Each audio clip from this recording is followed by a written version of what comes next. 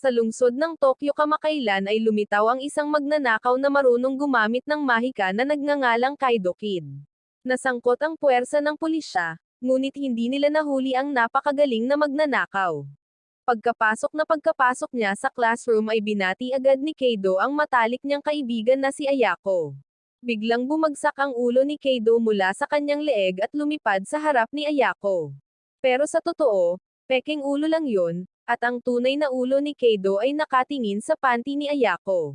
Nagalit si Ayako at inatake si Kaido sa classroom kahit na nagsimula na ang klase. Walang magawa ang guro sa dalawang ito dahil nasagutan nila ng tama ang bawat tanong. Napakagaling ni Kaido sa magic tricks kaya hindi siya mahuli ni Ayako at naisip ni Ayako na ang magnanakaw na nakakaalam ng magic na si Kaido Kid ay tiyak na mas magaling kay Kaido. Sa pamamagitan ng ilang himala, nagtagumpay si Ayako sa paghuli kay Kaido. Pero ang nahuli niya ay kaklase nila iyon at nakatayo sa podium si Kaido kasama ang guro. Humingi si Kaido ng permiso sa guro na umabsent ngayon para hanapin si Kaido Kid dahil gusto nitong makipagkompetensya sa kanya para makita kung sino ang mas magaling sa magic. Ang ama ni Ayako ay ang sikat na inspector sa lungsod na si Jinzo. Inialay niya ang kanyang buhay sa paghuli kay Kaido Kid. Nawala si Kaido Kid 8 taon na ang nakakaraan ngunit kamakailan ay biglang lumitaw muli. Pero kakaiba itong nakita ni Kaido dahil 8 taon na rin ang nakalipas nang mamatay ang kanyang ama sa isang aksidente.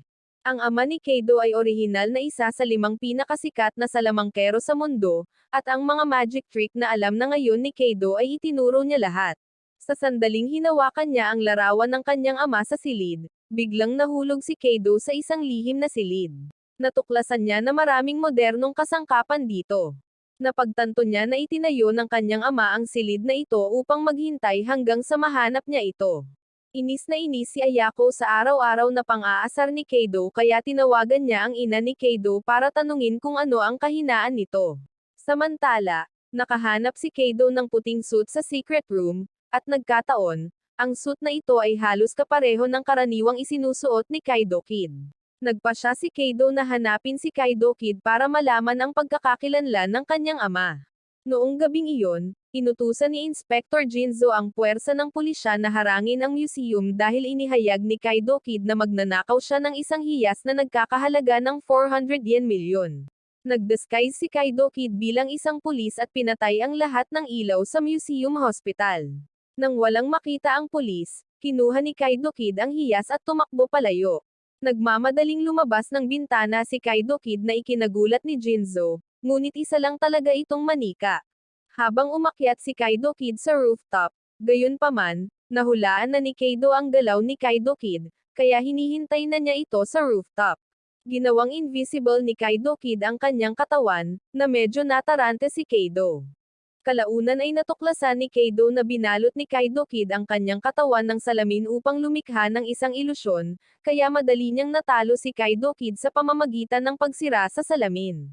Nagulat si Kaido nang malaman na ang Kaido Kid na ito ay alalay ng kanyang ama, na nagngangalang Jill. Isiniwalat ni Jill na ang ama ni Kaido ay talagang pinatay ng isang mahiwagang organisasyon. Kaya itinago ni Jill ang kanyang sarili bilang Kaido Kid na may layunin ng isang track, na natatakpan ang atensyon ng mahiwagang organisasyon at pagkatapos ay ipinaghiganti ang ama ni Kaido. Kasabay nito, biglang nalaman ni Kaido na ang kanyang ama ay dating napakagaling na magnanakaw na si Kaido Kid. Maya-maya, lumipat si Jinzo at ang police force sa rooftop, kaya sinubukan ni Kaido na gambalain sila at hinayaan si Jill na makatakas. Nagpasya si Kaido na mula ngayon ay magiging Kaido Kid na siya para imbestigahan ang pagkamatay ng kanyang ama. Pagka-uwi, tinawagan ni Kaido ang kanyang ina at sinisi siya sa hindi pagsabi sa kanya na ang kanyang ama ay si Kaido Kid. Pero abala ang nanay ni Kaido sa pakikipagkaibigan sa mga kaibigan, kaya ibinaba niya ang tawag. Pagkatapos noon, biglang tinawag ni Ayako si Kaido sa kanyang bahay para maghapunan. Alam niyang takot si Kaido sa isda, kaya pinaluto niya ang kanyang ama ng hilaw na isda para makaganti sa kanya. Habang nagpapanik, aksidenteng nalaglag ni Kaido ang isang hiyas sa bibig ng isda. Hihiwain na sana ni Jinzo ang isda nang mahulog ang hiyas, na ikinagulat niya. Si Jill ay nagmamay-ari ng isang malaking pub, ngunit ginawa niya itong punong tanggapan ng mga operasyon ni Kaido. Isang doktor na nagngangalang Agasa ang tumulong kay Jill sa paggawa ng mga device na ginagamit ni Keido.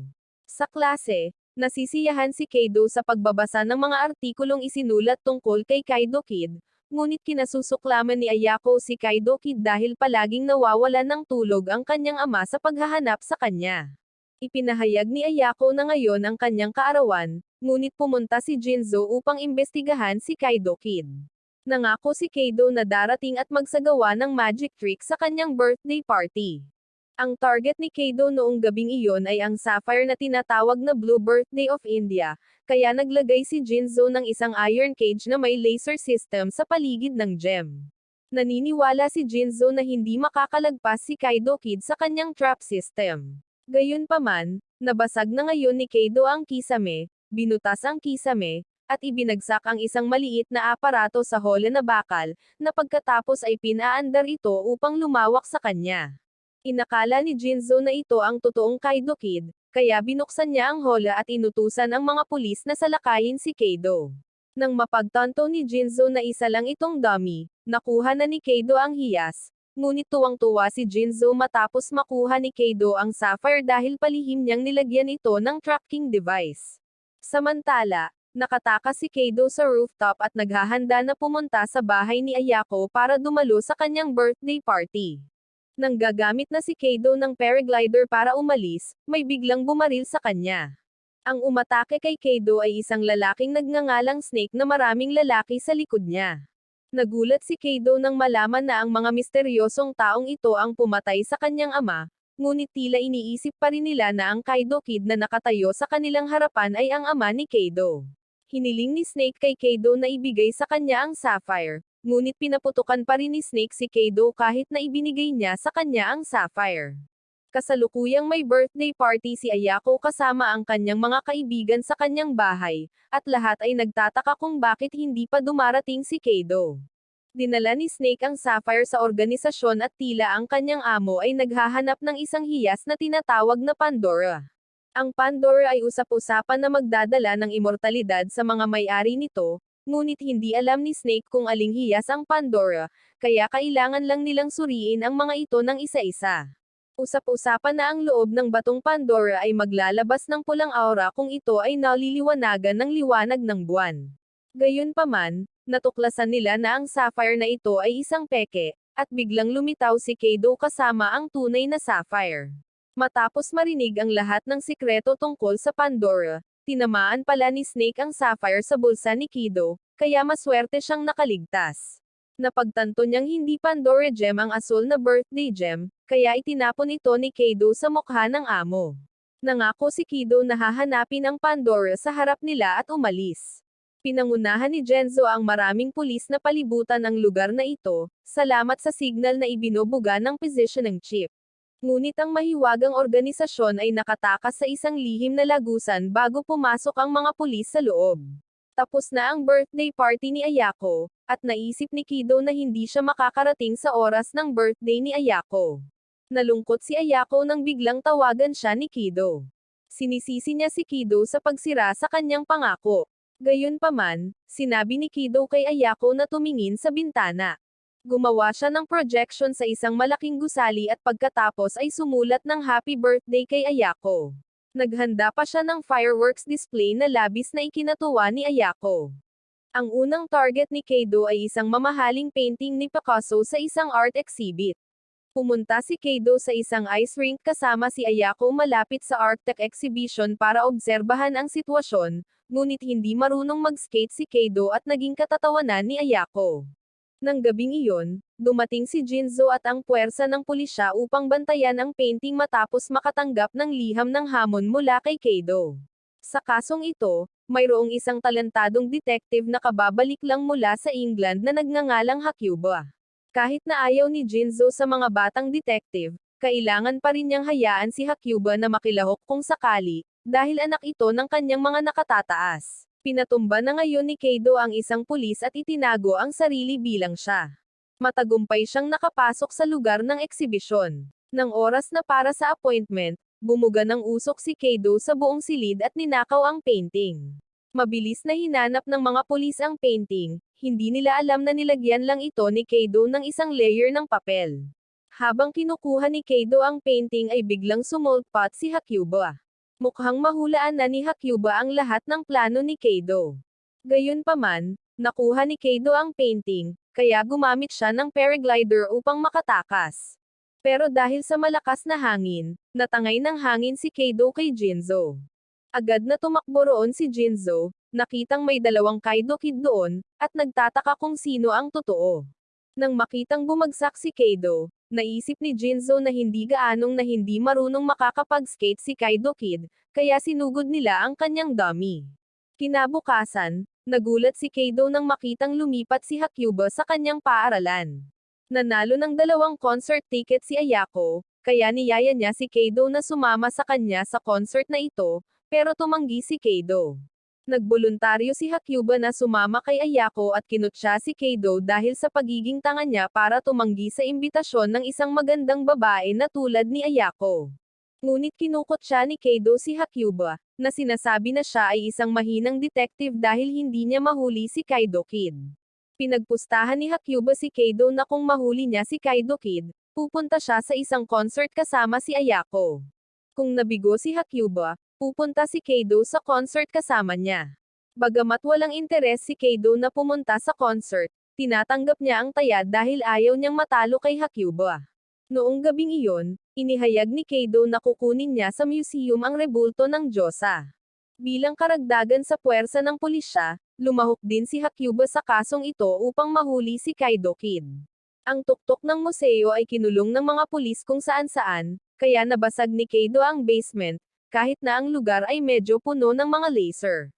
Ngayon ay ang Kaido Kid Siege ay ipinapakita ng live sa TV. Paakyat na si Kaido sa taas na may dalang lubod nang biglang sumulpat si Hakyuba. Si Hakyuba ay nagpakawala ng napakalaking halaga ng anesthetic gas sa basement. Ngunit nang isusuot na sana ni Hakyuba ang gas mask, tinamaan ni Kaido at ibinaba ang kanyang mask. Sinubukan ni Hakyuba at Kaido na labanan ang gas mask na iyon. Biglang umakyat si Hakyuba mula sa basement at sinabi kay Jinzo na nahuli niya si Kaido Kid. Gayunpaman, nang tumakbo sila pababa sa basement, natuklasan ng pulisya si Hakyuba na nahimatay doon. Si Kaido pala ay nag-disguise bilang Hakyuba. Binalak niyang kaladkarin ang rebulto palabas ng museo gamit ang isang lobo, ngunit ito ay ikinandado ni Hakyuba gamit ang isang bakal. Nabutasan ni Jinzo ang lobo ni Kaido, dahilan para ilipad siya sa langit. Sa huli, parehong naospital sina Hakyuba at Kaido pagkatapos ng insidente, kaya kinailangan ni Ayako na pumunta sa concert kasama ang kanyang ama. Isang nagngangalang Dakako ang nagtanong sa Magic Mirror kung sino ang pinakamaganda sa lahat. Sumagot ang Magic Mirror na maganda si Dakako, ngunit nabigo siyang makuha ang puso ni Kaido Kid. Valentine's Day ngayon, napakaraming babae ang nagdala ng tsokolate para ibigay sa mga lalaki. Nung bibigyan na sana ni Ayako ng chocolate si Kaido, tumakbo si Kaido palayo. Si Dakako ay isang bagong transfer student sa paaralang ito at napakaganda niya kaya dinagsa siya ng mga lalaki para hingin ang kanyang tsokolate. Maya-maya pa ay bumalik na si Kaido sa klase na may dalang maraming tsokolate na katatapos lang niyang tanggapin mula sa mga babae. Tatakbo na sana si Kaido para humingi ng tsokolate kay Dakako nang inipit siya nito sa dingding. Gusto ni Dakako na itapon ni Kaido ang lahat ng iba pang tsokolate ng mga babae kung gusto niya ang kanya, ngunit tumanggi si Kaido. Laking gulat ni Dakako, mabilis na napagtanto ni Dakako na si Kaido ang Kaido Kid dahil si Kaido Kid ang tanging lalaking hindi naapektuhan ng kanyang kaakit-akit na kagandahan. Si Dakako ay orihinal na miyembro ng isang pamilyang mangkukulam na umiral daan-daang taon na ang nakalilipas.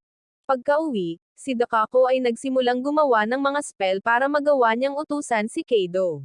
Ang target ni Kaido noong gabing iyon ay isang pulang ruby, ngunit sa sandaling lumapit si Kaido sa hiyas ng ruby, naglabas ng anesthetic gas ang puwersa ng pulisya at itinatag siya.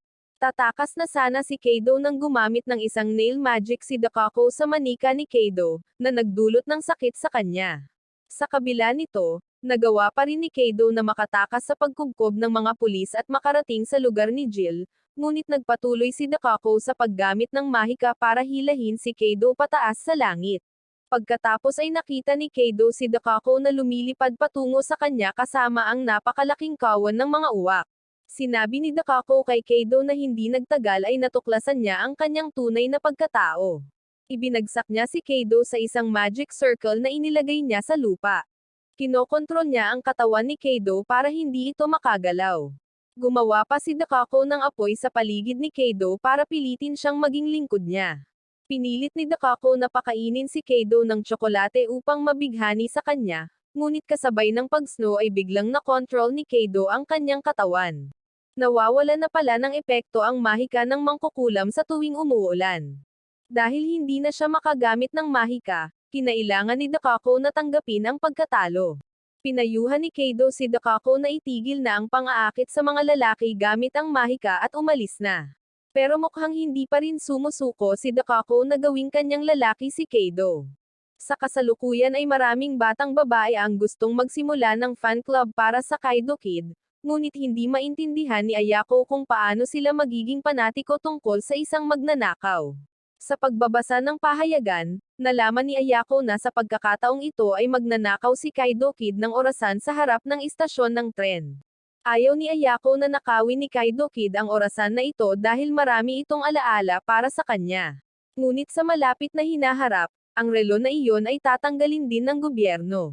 Napakaraming tao ang nag-iisip na kahit kunin ito ni Kaido Kid, wala itong maaapektuhan. Noong gabing iyon, tinatakan ng puwersa ng pulisya ang buong lugar ng istasyon ng tren upang protektahan ang orasan, at alam ng manager ng istasyon na ang gusto ni Kaido Kid ay ang hiyas sa kamay ng orasan. Gayunpaman, lihim na ibinenta ng manager ang hiyas na iyon sa loob ng mahabang panahon, at pinaplano niyang gibain ang lumang istasyong ito upang magtayo ng isang amusement park.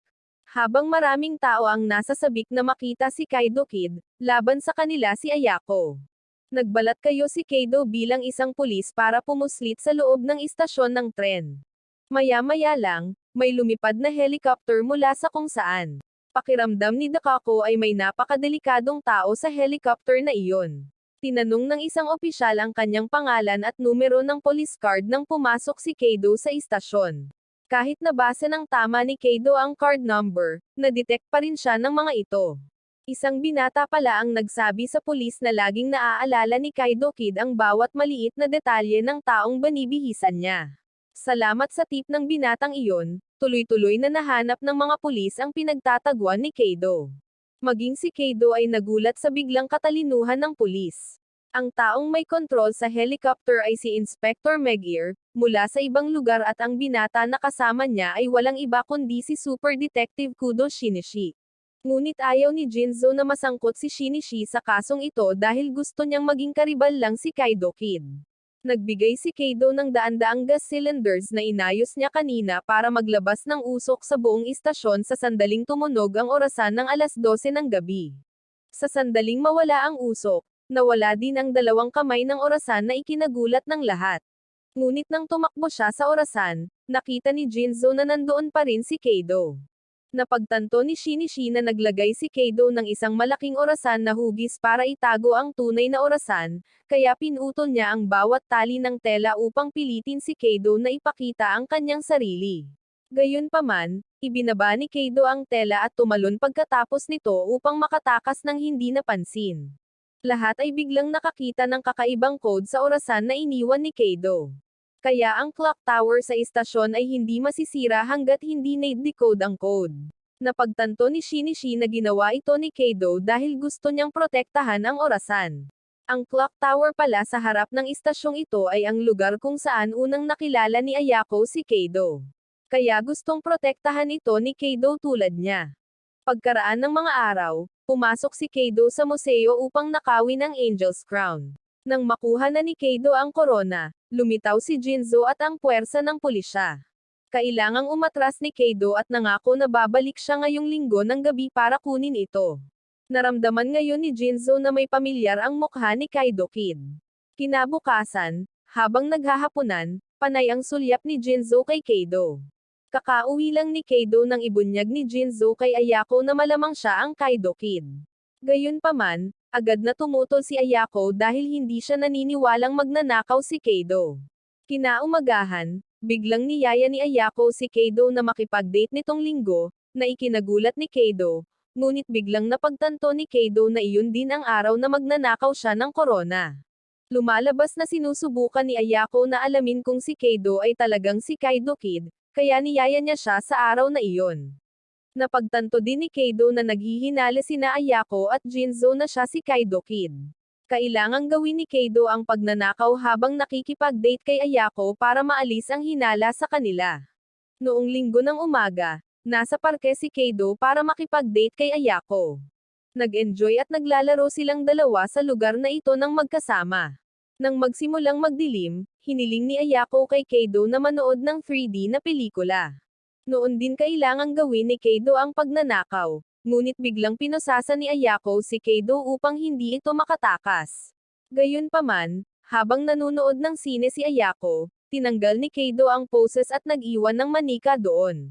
Sumugod siya sa museo para kunin ang Angel Crown gaya ng ipinangako. Nakabantay ang puwersa ng pulisya nang maghagis si Keido ng anesthetic bomb na naging dahilan upang sila ay mawalan ng malay. Pero kukunin na sana ni Keido ang korona nang biglang lumabas si Jinzo at hinawakan siya. Sinubukan ni Jinzo na tanggalin ang mukha ni Keido para makita ang tunay niyang muka, ngunit agad na binago ni Keido ang mukha niya kay Ayako, na ikinagulat ni Jinzo. Inihayag ni Keido na maaari niyang itago ang kanyang sarili bilang kahit sino, kasama na ang mga kamag-anak ni Jinzo. Matapos makuha ang korona, nawala si Keido na parang hangin. Ngunit kailangan pang bumalik ni Keido sa sinehan bago mapagtanto ni Ayako na ang nakaupo sa tabi niya ay isang manika lamang. Dahil malapit na ang oras, sumakay si Keido sa roller coaster para bumalik sa sinehan. Pagdating niya sa kinaroroonan ng sinehan, binitawan niya ang kamay mula sa roller coaster at malayang nahulog sa ilalim. Bumagsak kaagad si Keido sa kanyang upuan nang matapos ang pelikula. Sa huli, normal pa rin ang pagnanakaw ni Kaido Kid habang nakikipag-date si Keido kay Ayako. Kaya sigurado na si Ayako na si Keido ay hindi si Kaido Kid. Ilang taon na ang nakalilipas, isang babaeng magnanakaw na nagngangalang Phantom Lady ang pumasok sa Eiffel Tower sa Paris. Ang kanyang layunin ay magnakaw ng isang motorsiklo na may kalakip na hiyas. Ngunit ang ama ni Keito, ang salamangkero na si Toichi, ay biglang lumitaw upang pigilan ang kanyang mga aksyon. Alam ni Toichi na ang motorsiklong ito ay pagmamay-ari ng isang sikat na French racer. Pinayuhan niya si Phantom Lady na huwag hawakan ang motorsiklong ito dahil siguradong may bitag siya dito. Gayunpaman, ang matigas na ulo na batang babae na ito ay hindi pa rin sumunod sa payo ni Toichi. Ang motorsiklong ito ay naglabas ng posas na nakakandado sa kanyang kamay. Di nagtagal, pinangunahan ng isang miyembro ng mafia na nagngangalang Gozo ang kanyang mga junior na harapin ang Phantom Lady dahil sa pangahas na sabotahe ng kanilang mga plano sa negosyo.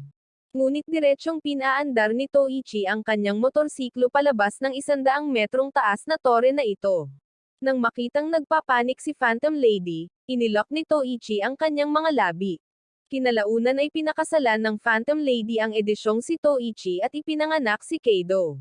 Sa kasalukuyan, sinabi ng ina ni Keido na ginagamit pa rin ng kanyang mga dating kalaban ang mga lumang pandaraya para kumita ng pera ng ilegal, kaya gusto niyang hilingin kay Keido na tulungan siyang dalhin sila sa hustisya.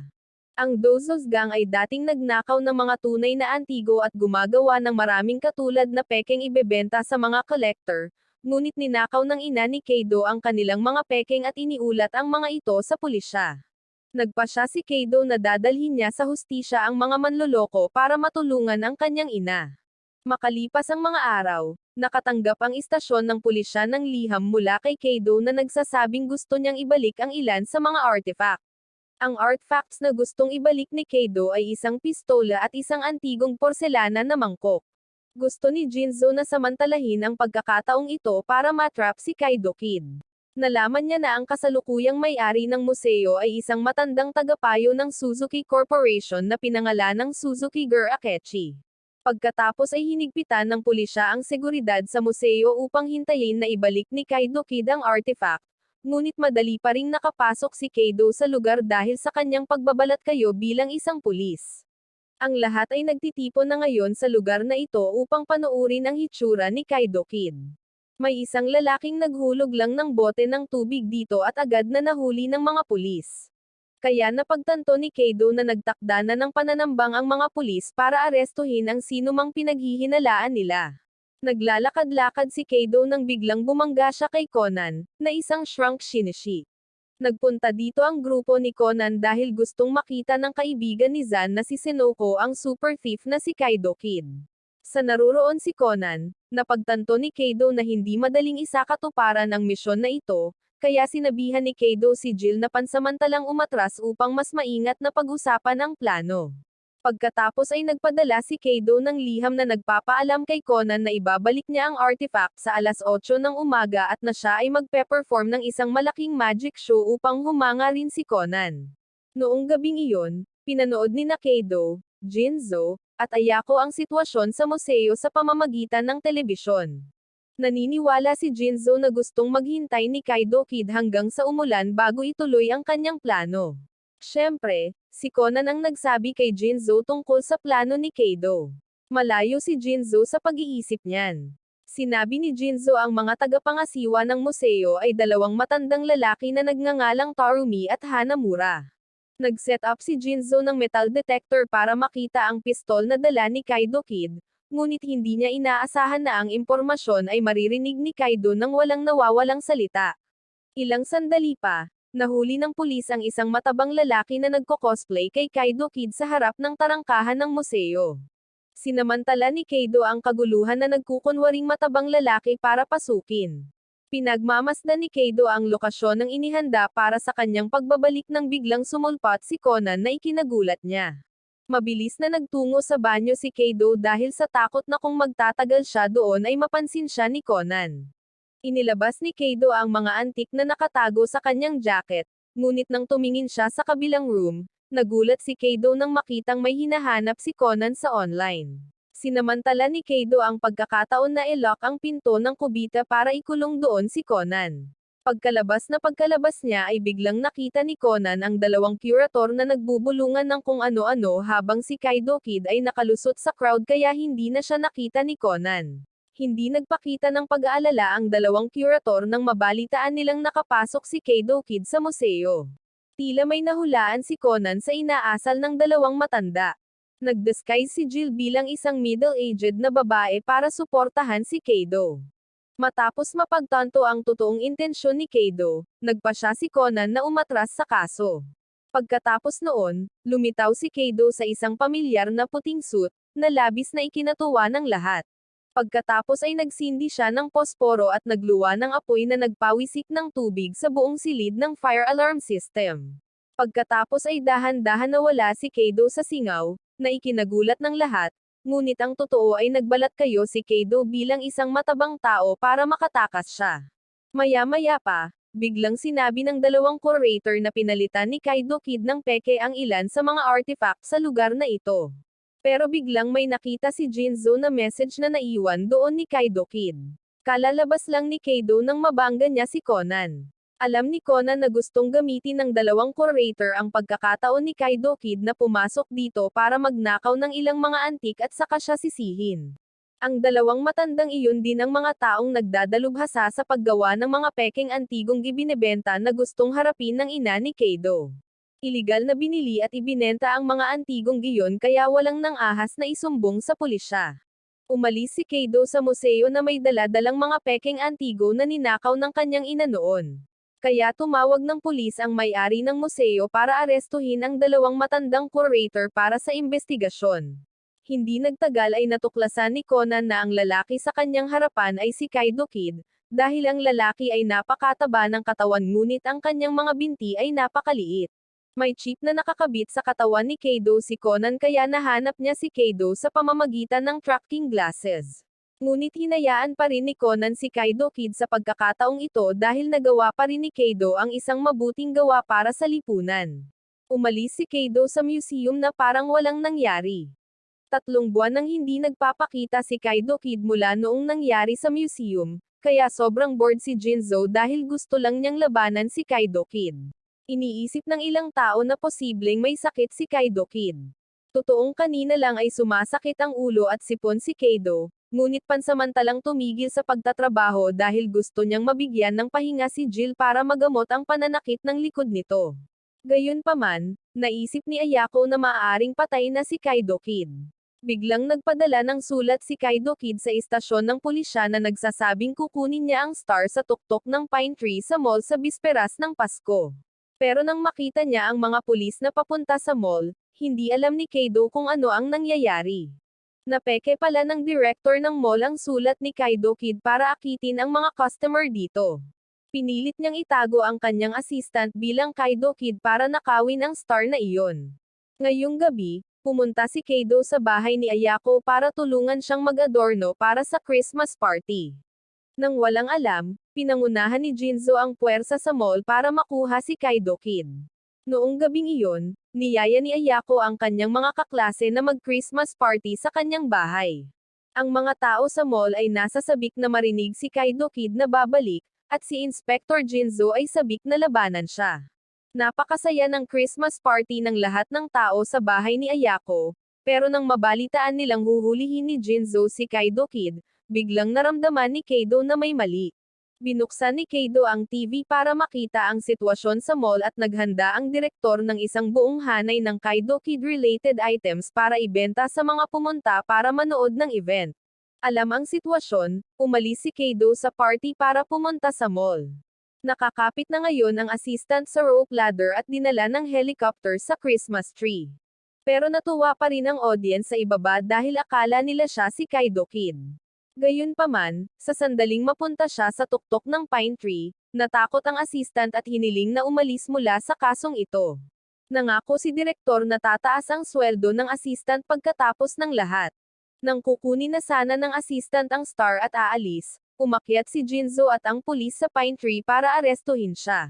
Sa sitwasyong ito, nagkunwaring hindi kilala ni director ang assistant.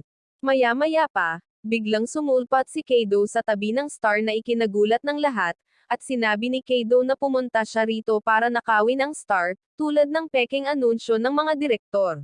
Gumawa si Kaido ng pagsabog sa paanan ng Christmas tree, dahilan para mahulog ito sa gusali ng mall. Muli siyang tumakas sa harapan ni Jinzo, ngunit nag-iwan siya ng pagbati sa Pasko na labis na ikinatuwa niya. Bumalik si Kaido sa bahay ni Ayako para ipagpatuloy ang party kasama ang lahat. Inilagay ni Kaido ang bituin na ninakaw niya sa Christmas tree sa bahay ni Ayako. Ngayon ay ginanap ang klase ni Kaido ng skiing, ngunit si Ayako ay hindi marunong mag-ski, kaya palagi niyang nabangga si Kaido. Hindi pa rin sumusuko si Dakako sa pang-aakit kay Kaido. Inanunsyo ng guro na magkakaroon ng skiing competition ang kanilang klase ngayong gabi. Dapat magkapares ang mga contestant sa lalaki at babae para makapasok sa contest, kaya plano ni Ayako na ipares si Kaido. Di nagtagal, nakipag-usap si Dakako kay Ayako ng pribado at ipinahayag na siya lang mismo ang humahabol kay Kaido. Hiniling niya kay Ayako na layuan si Kaido dahil siya lang ang karapat-dapat na ipares sa kanya ngayong gabi. Ngunit natutuwa si Ayako na ang isang magandang babae tulad ni Dakako ay may gusto sa isang baliw na lalaki tulad ni Kaido.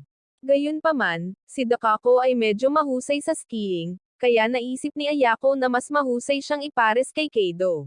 Nakaupo si Ayako at nag-iisip nang biglang may nakita siyang kaklase na sinusubukang habulin si Dakako.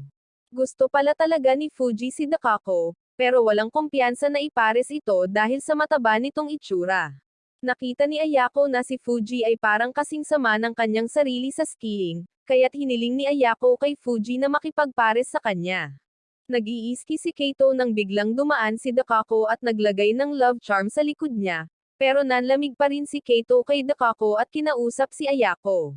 Naisip ni Kaido na hindi pa nagkapares si Ayako kaya iminungkahi ni Kaido na makipagpares sa kanya. Ngunit nang malaman ni Kaito na si Ayako ay nakapares kay Fuji, kailangan niyang maghanap ng ibang babae. Inimbitahan ni Dakako si Kaido na sumakay sa cable car at sinamantala ang pagkakataong hilingin na makipagpares sa kanya. Bagamat tinanggap ni Kaido ang imbitasyon ni Dakako, mukhang hindi siya natutuwa. Nang gabing iyon, nagtipon ang lahat para mag-organisa ng isang skiing competition. Nagpasya sina Fuji at Ayako na magkaila sila bilang Kaido Kid at Jinzo para mapabilib. Biglang nadiskubre ni Keido ang love charm na ikinabit ni Dakako sa kanyang likuran. Dahil alam niyang gusto talaga ni Fuji na ipares si Dakako, ibinigay sa kanya ni Keido ang love charm ni Dakako sa kanya. Pagkatapos noon, opisyal na nagsimula ang skiing competition. Ang bawat tao ay nag-disguise sa kanilang sarili bilang lahat ng uri ng mga karakter na nagustuhan nila at nagsimula ang ski competition na mukhang talagang nakakatawa. Si Dakako ay gumawa ng napakagandang hitsura kasama ang isang lalaking nakabalat kayo bilang isang halimaw, ngunit naisip ni Ayako na ang taong nakasuot ng halimaw na suit ay si Keido, kaya pinuntahan niya ito upang pasayahin siya. Gayunpaman, nang makita niyang masayang nag-ski si Dakako kasama si Keido, nakaramdam siya ng kaunting selos. Sinigawan pa lang ni Ayako si Keido nang bigla itong sumulpat sa Kaido Kid outfit. Hinayaan pala ni Keido si Fuji na mag-ski kasama si Dakako. Sa isang kisap mata, ginawang prinsesa ni Keido si Ayako para ipares sa kanya. Hindi marunong mag-ski si Ayako, kaya binuhat siya ni Keido at dumiretso sa finish line. Hindi makapaniwala si Dakako na naglakas loob siyang itago ang sarili bilang Kaido Kid para lumahok sa kompetisyong ito. Nagpakita ng magandang performance sina Keido at Ayako sa harap ng paghanga ng lahat, kaya silang dalawa ang nanalo sa unang pwesto sa pair skiing competition. Sa pagkakataong ito ay hindi inaasahan ni Dakako na niloko siya ni Keido para ipares si Fuji. Ang reyna ng Ingram Kingdom ay nakaupo sa isang tren upang pumunta sa Japan.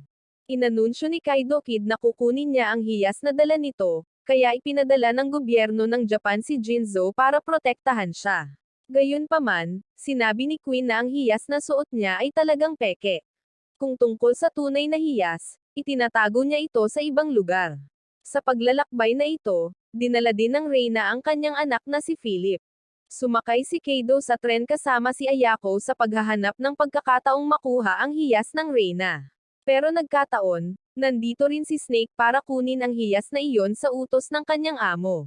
Maliban sa reyna, walang nakakaalam kung saan nakalagay ang hiyas. Inanyayahan ng reyna si Jinzo na uminom ng alak mula sa Europa, na nagpalasing sa kanya. Gustong-gusto ni Ayako na makilala ang reyna, kaya kinaladkad niya si Keido para batiin siya. Nais ni Keido na samantalahin ang pagkakataong ito upang mahanap ang lokasyon ng tunay na hiyas. Nag-uusap sina Keido at Ayako nang biglang sumulpat si Philip para kausapin sila. Naghinala si Keido na itinago ng reyna ang hiyas sa loob ng teddy bear ni Philip, kaya hiniram ito ni Keido para tingnan. Nang makita ang mga kilos ni Keido, nahulaan ni Philip na si Keido ay si Kaido Kid. Hindi nagtagal, dumating ang katulong upang tawagan si Philip sa kanyang silid, ngunit tumanggi ang bata. Iniisip ni Philip na simula nang mamatay ang kanyang ama ay hindi na siya tinatrato ng reyna tulad ng dati. Galit na galit ang reyna at binuhat si Philip pabalik sa kanyang silid. Nang makita niyang hindi siya sumusunod, ikinulong ng reyna si Philip sa kanyang silid at pinigilan siya sa pagtakbo. Nagpatuloy ang reyna sa pagbabalik sa mesa para uminom kasama si Jinzo. Pagkaraan ng ilang sandali ay napagtanto din ni Keido kung saan itinatago ng reyna ang hiyas. Nagkunwari si Keido na pumunta sa banyo para simulan ang plano. Naglagay siya ng pampatulog sa baso ng tubig ni Ayako dahil ayaw niyang magnakaw sa harap niya. Pinutol ni Keido ang kuryente sa tren kaya nataranta ang lahat. Nang tumangala si Jinzo at ang reyna, nagulat sila nang makita ang 12-dosenang baso ng alak sa mesa. Nagpadala ang reyna ng isang tao upang hanapin ang baso ng alak ni Jinzo dahil nakatago ang totoong hiyas dito. Nang natagpuan na lamang ng reyna ang hiyas, binaril ni Keido ang hiyas upang nakawin ito. Matapos makuha ang kailangan niya ay lumipad na si Keido. Sa kawalan ng magawa ni Jinzo, ang lumipad ay talagang manika lang ni Keido, ngunit kahit papaano ay alam ni Philip na nasa ibabaw ng tren si Keido. Hiniling ng bata kay Keido na ibalik ang hiyas. Gayunpaman, biglang sumulpat si Snake at binihag si Philip. Hiniling niya kay Keido na iabot sa kanya ang hiyas kapalit ni Philip.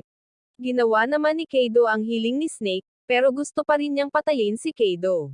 Gayunpaman, biglang pumasok ang tren sa isang lagusan, dahilan para tumalon siya pababa ng tren. Nalaman ni Keido na si Philip mismo ang gustong bawiin ang hiyas upang purihin ang kanyang ina. Gumawa ng paraan si Keido para masubukan kung talagang mahal pa rin ng reyna si Philip. Kalaunan ay bumalik si Philip sa Reyna at ibinunyag na hinabol niya si Kaido Kid sa bubong ng tren upang kunin ang hiyas.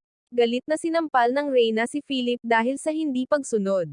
Gayunpaman, tuwang-tuwang niyakap ng Reyna si Philip nang makitang nakabalik na ang bata nang hindi nasaktan. Ang hiyas ng Reyna ay inilagay ni Kaido sa tasa ni Ayako dahil hindi ito ang Pandora. Pagkaraan ng mga araw, isang dayuhang prinsesa ang nagpangalan at nagdala ng napakalaking brilyante sa Japan. Kasama niya ang pinakasikat na detective sa Europe, si Delon. Mababa ang tingin ni Delon kay Jinzo nang malaman niyang nabigo siyang mahuli si Kaido Kid ng ilang beses. Hinamon ni Delon si Kaido Kid na nakawin ang diamante ng prinsesa habang nasa ilalim ng kanyang pangangasiwa. Nang makita niya ang hamon ni Delon sa pahayagan, labis na nagalit si Kaido. Ngunit nag-aalala si Ayako na maaaring matanggal sa trabaho ang kanyang ama kapag nahuli ni Delon si Kaido Kid. Nang hapon na iyon, pauwi na si Kaido mula sa paaralan nang makita niya si Jinzo na nakaupo sa tabi ng riverside. Ito ay lumabas na sa kasong ito, hinila ni Delon si Jinzo sa Kids Task Force. Gayunpaman, nang gabing iyon, nagpakilos pa rin si Jinzo ng mga puwersa para magbantay sa labas ng Princess's Hotel. Habang inuutusan ni Delon ang European Police Force na magbantay sa loob ng hotel, si Kaido ay nagbalat kayo bilang isang earl para madaling makapasok. Ngunit nagsimulang maghinala si Delon na siya si Kaido Kid, kaya nagpadala si Delon ng isang tao upang subaybayan siya. Gayunpaman, nagkunwaring pumunta si Kaido sa banyo at sinamantala ang pagkakataong itumba ang gwardya. Nagbalat kayo si Kaido bilang pulis na iyon at itinali ang sarili para linlangin si Delon na isipin na nasa bulwagan si Kaido Kid. Di nagtagal, nagbihis si Kaido bilang isang European police officer at niloko ang lahat ng pulis na magtipon sa hall sa first floor. Nagbalat kayo pa siya bilang Delon at inutusan silang umalis sa lugar na ito, at ngayon ay naiinip na mag-isa sa kanyang silid. Matapos manloko at bumaba ang mga pulis sa unang palapag, pumasok si Kaido sa kanyang kwarto. Napuno ng mga pulis ang buong bulwagan kaya natarante si Delon. Mabilis niyang napagtanto na niloko ni Kaido Kid ang lahat dito. Isa pala itong malaking fan ni Kaido. Sinamantala iyon ni Kaido at sinabing gusto niya ang tulong niya sa paggawa ng magic trick. Saglit niyang hiniram ang kanyang brilyante at nangakong ibabalik ito. Nang matapos siya, kinailangan ni Delon at ng pulis na magsisiksikan sa loob ng elevator para makabalik sa kwarto ng prinsesa. Agad na pinaputukan ni Delon si Kaido Kid, lahat ay lumilipad sa labas ng bintana, ngunit kalaunan ay natamaan niya si Kaido matapos makita ang liwanag mula sa brilyante. Gayunpaman, natamaan lamang ni Delon ang brilyante, kaya ligtas pa rin si Kaido. Biglang nagbuga ng sunod-sunod na ilaw ang buong kwarto na parang brilyante, dahilan para hindi mahulaan ni Delon kung nasaan si Kaido. Tulad ng nangyari, ginawa ni Kaido ang mga patak na ito gamit ang isang tube lamp na kumikinang na berde. Ngunit biglang naalala ni Delon na bukod sa berdeng kulay, ang mga diamond's light ay mayroon ding cross shape. Nagmamadaling tinungo ni Delon ang ilaw na hugis krus ngunit nilinlang siya ni Kaido para mahulog sa bintana. Nang matapos ang lahat ay nagpaalam na si Kaido sa kanya. Pagkatapos noon, biglang tumakbo ang prinsesa pababa para ipaalam kay Jinzo na kalalabas lang ni Kaido Kid sa kwarto niya. Ngunit natuklasan iyon ni Jinzo na siya ay si Kaido Kid na nakadisguise. Gayunpaman, nagawang makatakas ni Kaido sa pagkubkob ng mga pulis at nawala.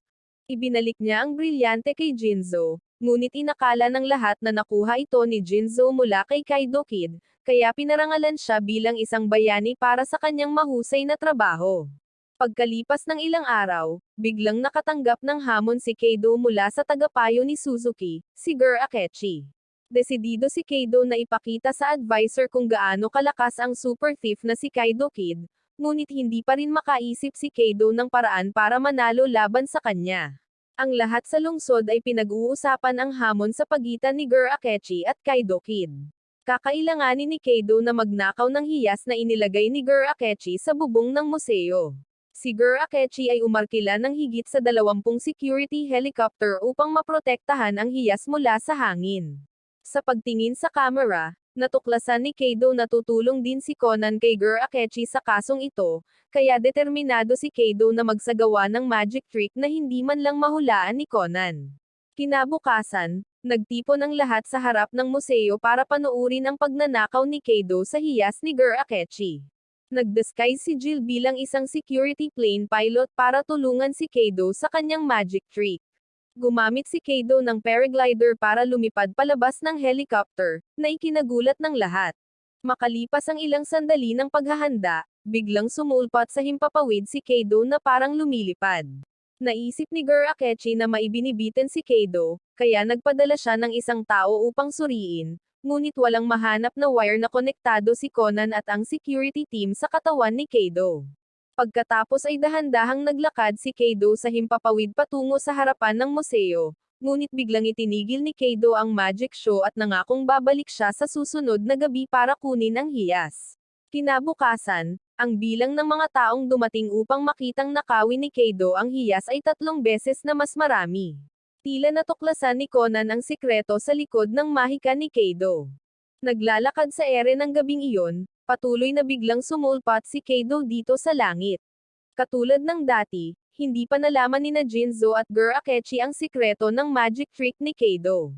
Napilitan si Gur Akechi na itago ang hiyas sa loob ng gusali bago ito makuha ni Kaido. Personal niyang dadalhin ang hiyas palabas dito sakaling makapasok si Kaido sa gusali. Gayunpaman, itinago ni Kaido ang kanyang sarili bilang Gur Akechi upang kunin ang hiyas nang hindi pinigilan ng sinuman. Nang masayang nakasakay si Kaido sa kanyang motorsiklo ay nakaupo na si Conan sa backseat. Palaging nakaglasses si Gur Akechi kapag nakamotorsiklo, at hindi naman si Kaido kaya madaling makilala ni Conan. Alam ni Conan na may kasama si Kaido na nakalusot sa security helicopter team, kaya pinalipad ng taong iyon ang helicopter para buhatin si Kaido sa ere nang walang nakapansin. Ang katotohanan na si Conan ay hindi nakakita ng anumang wire na nakakabit kay Kaido noon ay dahil gumamit siya ng transparent wire. Hindi inaasahan ni Kaido na ang kanyang detalyadong magic trick ay madaling makikilala ni Conan.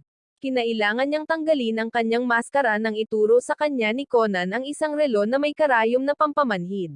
Mabilis na inalis ni Kaido ang backseat ng sasakyan, dahilan para umikot si Conan ng ilang beses sa kalsada, ngunit nagawa pa rin ni Conan na barilin ang tangke ng gasolina. Sumabog ang sasakyan, ngunit nakatakas si Kaido sa oras. Desidido si Kaido na gumawa ng magic trick na hindi na malalaman ni Conan sa susunod. Kinaumagahan, tinawagan ni Ayako si Kaido sa kanyang bahay para mag-almusal dahil hiniling ng nanay ni Kaido kay Ayako na gisingin siya tuwing umaga, kahit na walang pasok. Ngunit kumakain si Kaido nang bigla niyang makita si Gur Akechi na patuloy na humahamon sa kanya sa TV. Isiniwalat ni Jill na ang lokasyon ng misyon na ito ay isang pedestrian street. At ang bagay na nais ni Gur Akechi na nakawin ni Kaido ay isang pares ng mataas na heels na may mga batong amethyst. Hiniling ni Kaido kay Ayako na pumunta sa pedestrian street para tuklasin ang terrain dito. Tila naglagay si Jirakichi ng mga bitag sa paligid ng lugar, ngunit pagkatapos ng masusing pagtingin, napagtanto ni Kaido kung anong bitag ang balak niyang gamitin. Noong gabing iyon, nagpakita si Gur Akechi ng isang pares ng quartz heels sa gitna mismo ng intersection ng pedestrian street. Sa sandaling lumapag si Kaido para kunin ang kanyang high heel, ipapasugod na niya ang mga pulis para arestuhin siya. Si Kaido ay lihim na nakatayo sa karamihan upang pagmasdan ang sitwasyon. Nakita niyang nandito rin si Conan. Pagkatapos noon, nagpalipad si Kaido ng paraglider papunta sa pedestrian street sa harap ng excited na lahat. Matapos ang isang malaking pagsabog, dumaong si Kaido sa lugar ng high heels. Gayunpaman, agad na naglagay si Gur Akechi ng 4 na malalaking net na nakaharang sa lahat ng 4 na sulok ng intersection ng pedestrian street. Naniniwala siya na hindi makakatakas si Kaido sa kanyang bitag, ngunit sinabi ni Kaido na gagamit siya ng teleportation para madaling makaalis dito. Pagkasabi niya noon ay nawala na si Kaido. Sa gulat ng lahat, muli siyang lumitaw sa bubong ng kalapit na gusali, pagkatapos ng halos 20 segundo. Gayunpaman, napagtanto ni Kaido na peke ang high heels na ninakaw niya kanina kaya nangako siyang babalik siya kinabukasan para kunin ang tunay na high heels at umalis. Sinipa ni Conan ang bola kay Kaido bilang babala sa kanya. Buong araw na iniisip ni Conan ang tungkol sa pag-decipher ng teleportation trick ni Kaido. Naramdaman ni Habara na tila interesado si Conan sa kasong ito. Sa ikalawang gabi, mas naging maingat si Gur Akechi, kaya hindi niya pinapasok ang sinuman sa lugar kung saan inilatag ang lambat, ngunit nagpadala si Kaido ng isang anunsyo na hindi siya lilitaw ng walang madla. Sa ilalim ng pagkabalisa ni Kaido, lahat ay nakalusot sa lambat at tumakbo sa high heels. Kapag naging magulo ang mga bagay, mas madali para kay Kaido na isagawa ang kanyang mga trick. Lumapag ang paraglider ni Kaido sa high heels, na ikinagulat ni Gur Akechi at Jinzo. Matapos makuha ang high heels, nagsuot ng itim na robe si Kaido at tumakbo ng mabilis hanggang sa makakaya niya hanggang sa paanan ng isang gusali. Sinenyasan ni Kaido si Jill na hilahin siya papunta sa bubong ng building habang walang nakapansin. Nang si Kaido ay nakangiti ng matagumpay, naghihintay na si Conan sa kanya sa bubong ng gusali. Naisip pala ni Conan na tumulong si Jill na hilahin si Kaido pataas gamit ang puli. Gumalaw si Kaido sa mga letra sa isang billboard, kaya mahirap para sa iba na makita siya. Hindi inaasahan ni Kaido na matagumpay na masira muli ni Conan ang kanyang trick. Matapos tanggalin ang balabal ay mabilis na hinablot ni Kaido si Jill at gumamit ng paraglider para makaalis, ngunit hindi pa rin nakakalimutan ni Kaido na ibalik ang high heels dahil hindi ito ang kanyang hinahanap. Natalo na naman si Kaido kay Conan, pero tila napatawa din si Conan sa trick ni Kaido ngayong gabi. Maraming salamat sa panonood, sana nag-enjoy ka sa anime na ito. Mag-subscribe at pindutin ang notification bell upang updated ka lagi sa mga bagong video na mai-upload namin, at para makatutok sa higit pang Tagalog anime recap, magkita tayo sa susunod.